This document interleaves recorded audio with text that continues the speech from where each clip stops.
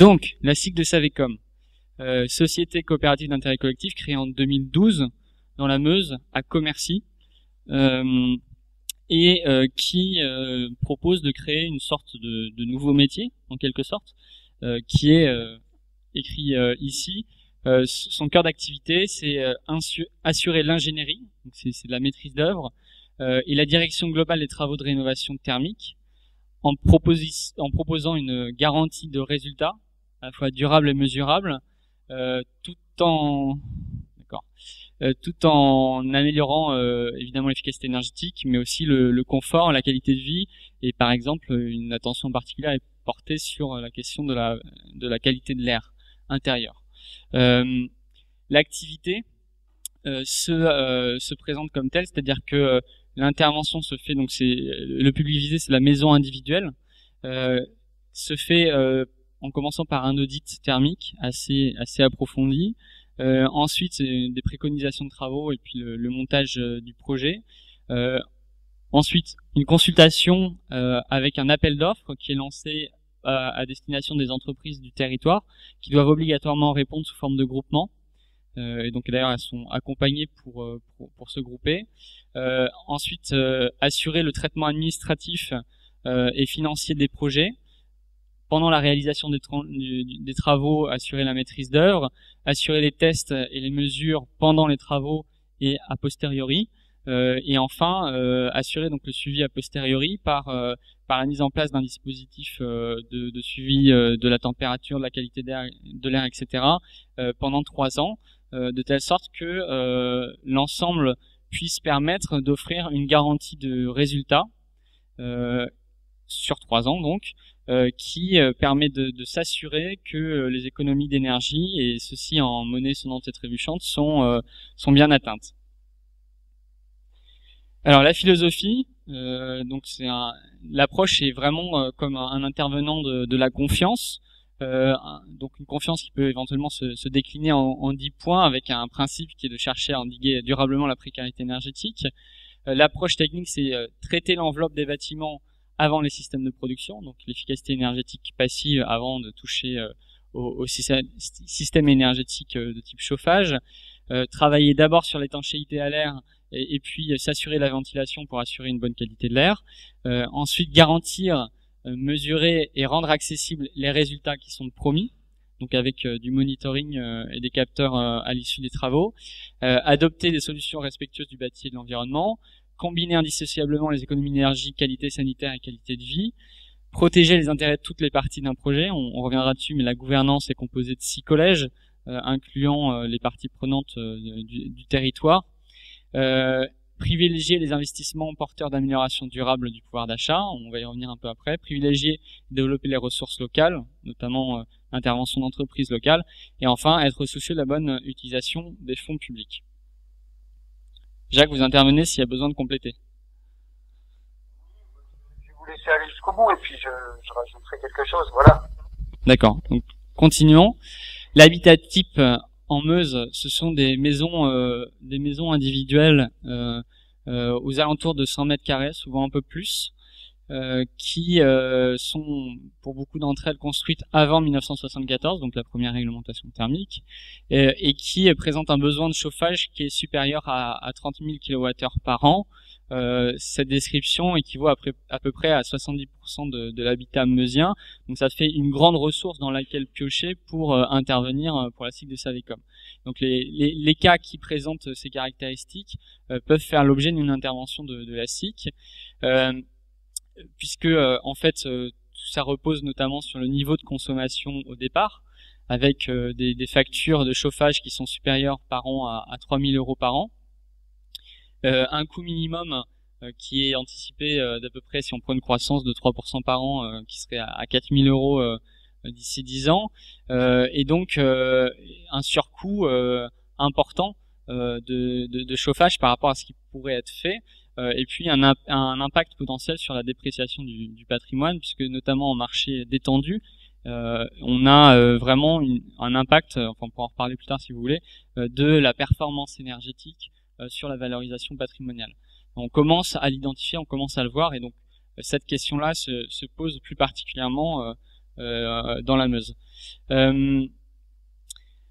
Le type d'intervention, voilà un cas un peu symbolique. Donc une intervention qui se fait sur tous les aspects du bâti, isolation, ouvrant, ventilation, étanchéité, chauffage, pour atteindre des niveaux de performance bâtiment basse consommation, donc de l'ordre de 80 kWh par mètre carré et par an. Alors le coût moyen d'un chantier à ce stade, c'est de l'ordre de 60 000 euros, incluant des travaux induits. Et avec un besoin de chauffage qui est inférieur après rénovation à 8000 kWh par an, et donc pour un coût annuel inférieur à 800 euros par an, et donc une anticipation d'augmentation à l'ordre de 1000 euros d'ici 10 ans, et puis une protection de la valorisation patrimoniale correspondant à ce qui était cité précédemment, c'est-à-dire à peu près 30%, et des économies minimales qui sont garanties en argent de 2000 euros par an. Alors comment est-ce que le montage est fait à ce jour? Donc un chantier à peu près à 60 000 euros, des subventions qui sont aux alentours de 50%, suivant les cas, mais grosso modo c'est ça. Et puis le complément des 30 000 euros restants avec l'utilisation de l'éco-prêt à taux zéro, qui couvre 30 000 euros sur 15 ans, et ce qui permet d'avoir des annualités d'emprunt de l'ordre de 2000 euros par an, c'est-à-dire l'équivalent des économies d'énergie qui sont proposées dans ce modèle-là. Et donc là, on arrive à un logement qui est rénové, mais avec une stabilisation de l'impact pour le propriétaire ou locataire. Enfin, c'est surtout les propriétaires. Donc le principe, c'est un équilibrage qui est garanti entre les réductions de consommation et puis les réductions de facture et puis l'emprunt annualisé, avec une rentabilité qu'on peut calculer de différentes manières avec ou sans subvention, même si la rentabilité à l'échelle des particuliers est rarement un argument pour engager les travaux. Et puis pour le territoire, évidemment, c'est un emploi environ pour un chantier, avec à peu près 60 000 euros par chantier. Alors sur la conclusion, ce qui est particulièrement intéressant dans cette approche, c'est l'engagement en termes de ce qu'ils appellent la gestion de la complexité. Savecom se définit comme des professionnels de la gestion d'un système complexe en quelque sorte, puisque il y a toutes les interfaces qui sont gérées. Enfin, la Savecom constitue la seule interface pour le particulier et gère tout le reste, et notamment les enjeux administratifs et financiers au-delà de la proposition autour de la maîtrise d'œuvre, de la conception, maîtrise d'œuvre, suivi et garantie de performance. Et donc c'est une approche de type tiers de confiance qui cherche à mettre autour de la table toutes les parties, à faire converger les intérêts, et qui ainsi cherche à faire effet levier pour que la transition énergétique avec des rénovations de ce type puisse s'amorcer.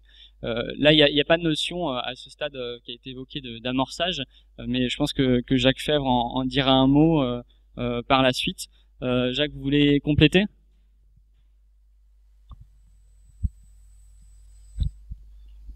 Vous m'entendez bien, parce que de temps en temps, moi, ça coupait, hein, donc j'ai pas capté la fin, notamment. Ce qui est important de voir dans on peut dire le modèle ou la démarche qu'on a effectuée, c'est que tout est parti, si vous voulez, d'une révélation que j'ai pu avoir en allant dans le Vorarlberg et en étudiant pourquoi ces gens-là étaient capables de rénover en passif, quelles étaient les conditions. Donc j'ai réalisé que le problème n'était pas technique, même si techniquement ils ont mis des choses au point, mais c'était essentiellement le produit d'une collaboration entre tous les acteurs, hein, soit les clients, les artisans, les financiers, les collectivités locales, les assureurs, les gestionnaires de subventions, voire les industriels. Donc, grosso modo, un projet de rénovation thermique, s'il ne tient pas compte de la problématique de tous les acteurs, il a du mal à fonctionner. Et c'est un petit peu ça qui nous a amené d'ailleurs à constituer une société coopérative d'intérêt collectif qui avait la capacité juridique de recevoir des personnes morales, des personnes privées et des personnes publiques. Effectivement, quand tout le monde est autour de la table, on voit mieux les problèmes qui vont se poser entre les différentes personnes. Les clients, quand on voit un petit peu les attentes de chacun, les clients, ils attendent des résultats tangibles et mesurables. Hein. C'est du style, ben d'accord, il y a des aides, mais il faut quand même que je rembourse des emprunts. Et est-ce que je vais avoir les résultats qu'on me promet? D'où cette notion de garantie de résultat qui s'est assez vite imposée à nous.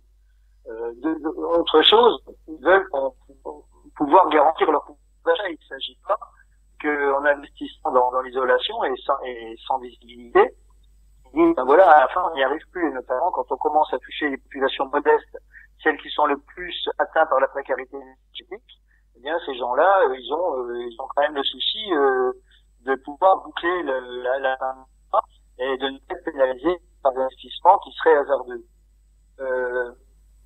La notion de retour sur investissement, elle n'intervient pas chez les propriétaires occupants. Par contre, on la retrouve chez les bailleurs privés, qui ont le souci d'équilibrer effectivement leur investissement et puis les loyers qu'ils vont pouvoir recevoir et la rentabilité qu'ils vont retirer de l'opération. Et puis, toutes ces personnes ont conscience de la complexité des projets, qu'elles soient techniques, financières ou administratives, et être accompagné de ce qu'on fait. Donc ça, c'est vraiment important.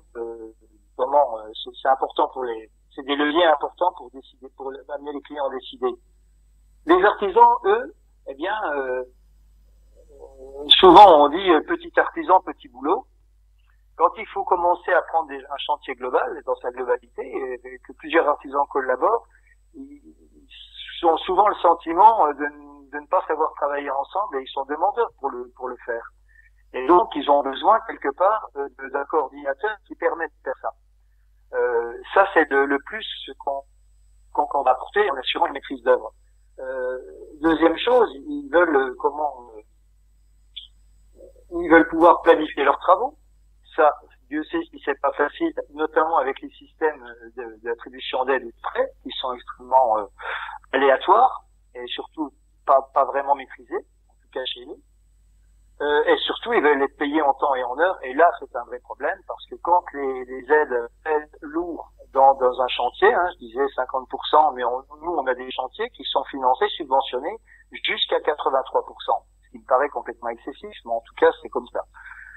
Toujours est-il que quand des subventions représentent ce montant, eh bien, imaginez quand les travaux sont faits, ils demandent 2 à 3 mois et qu'ils sont payés à la fin. Comment les entreprises peuvent assurer leur trésorerie et généralement ils en arrivent aujourd'hui quand il y a des délais. On observait des délais qui vont jusqu'à plus de 8 mois, hein, surtout quand les caisses de l'ANA sont vides et qu'effectivement il faut attendre un supplément qui arrive généralement l'année suivante. Ça intervient généralement en septembre, ce genre de situation. Donc effectivement, on a des artisans qui disent nous on voudrait bien, mais là dans ces conditions on peut pas. Ce qui fait que ça nous a amené d'ailleurs à parler de préfinancement et à dimensionner un fonds de préfinancement qui permette qui tienne compte justement de ces délais, de façon à pouvoir payer les gens en temps et en heure. Les financiers, eux, leur problème, surtout dans le cas de prêt, qui est aussi un cauchemar pour les banquiers, hein, même s'ils sont rémunérés à hauteur de 2,6, 2,7, hein, je crois, en crédit d'impôt. Mais ils peuvent aussi se refuser parce que le dossier est mal instruit et comme ils sont pas techniciens, ça les perturbe fortement et donc ils peuvent être réticents à délivrer des prêts à taux zéro sur des dossiers mal faits ou avec le moindre risque. Dès l'instant où ils peuvent compter sur un tiers de confiance, et ce qu'on leur fait en faisant les dossiers, je crois qu'on a fait là maintenant puisqu'on sous-traitait pour EDF, on a fait plus de 500 dossiers des coffrets, donc on a pu mesurer un petit peu toute la complexité et acquérir effectivement une compétence. Eh bien, les banques sont rassurées et accordent beaucoup plus facilement les emprunts aux personnes. Et puis, c'est une deuxième chose également, quand on leur dit qu'on garantit les résultats, ça les rassure également, dans la mesure où quand on a des personnes qui sont vraiment aux limites du taux de surendettement, par exemple, eh bien, on leur donne un petit peu la garantie qu'on ne va pas rogner leur pouvoir d'achat et pas risquer de provoquer d'incidents en termes de remboursement. Donc c'est des éléments importants, il faut avoir tous ces gens-là en face pour pouvoir être conscients et trouver des solutions. Bon, les agences immobilières, eux, ils veulent également trouver des solutions pour mieux vendre et mieux louer. Et la rénovation et la dimension énergétique est maintenant capitale. Donc c'est des éléments qui comptent beaucoup. Les collectivités locales, bien eux, ils aimeraient bien que effectivement leurs concitoyens ne soient pas exposés à une précarité énergétique. Ils se battent également, alors là je parle contre l'habitat indigne, contre les désertifications de centres-villes avec des immeubles qui ne sont plus habitables parce que excessivement énergivores, donc plus personne ne peut se chauffer correctement. Et j'aimerais bien que la mise en œuvre, disons, d'une économie de la transition énergétique s'accompagne de création d'emplois. Donc et évidemment, ça contribue à maintenir la population et à gérer notre activité. Donc ça, c'est les soucis des collectivités auxquels on est sensible, puisqu'ils font effectivement partie de notre tour de table. Et puis, en ce qui concerne les assureurs, on n'en parle pas souvent, mais quand on est maître d'œuvre, on sait qu'on a une décennale à assumer. Et cette décennale, donc, qui coûte quand même certains prix, je veux dire, elle inquiète les assureurs en disant auquel il faut voir, et notamment c'est en France qu'on entend ça, c'est des travaux d'économie d'énergie qui risquent de provoquer des désordres et des déséquilibres dans le bâtiment parce qu'ils sont mal conduits. Et nous, on va se prendre des éponges, on va devoir éponger des problèmes avant la fin des décennales, et donc on a des assureurs qui sont également impliqués dans notre tour de table. Et ils nous rendent évidemment très sensibles à cette dimension, plus la dimension sanitaire, en disant c'est bien beau de mettre les gens dans des bouteilles thermos, si on fait de l'étanchéité. Si la ventilation n'est pas correctement réalisée, ça va se traduire en problèmes sanitaires, et nous, ça nous préoccupe. C'est d'ailleurs pour ça on se limite pas seulement aux économies d'énergie, mais également aux mesures de la qualité de l'air permanente, une mesure de temps réel, de façon à ce que les ventilations soient correctement assurées en fonction du nombre de personnes et de la configuration des logements. Les gestions de subventions, c'est pareil. Il faudrait bien améliorer la gestion de leur subventions, sachant que les aléas des budgets, les aléas on ne sait, ils ont du mal à planifier et ils ont du mal à compter sur un budget stable. Donc effectivement, s'ils peuvent compter sur un fonds de roulement qui va leur permettre de pallier tous ces aléas, ils sont preneurs. Et donc on les aide effectivement à être plus performants en matière de planification et de gestion des aides. Et également, par exemple, on a pu découvrir des choses, des travailleurs frontaliers, par exemple, qui n'ont pas de revenus en France, bénéficient du maximum d'aide. Donc il y a des vides juridiques qu'on découvre justement au fur et à mesure du travail qu'on fait avec eux, et de ce rôle qu'on joue, je dirais, à l'intersection de toutes ces personnes.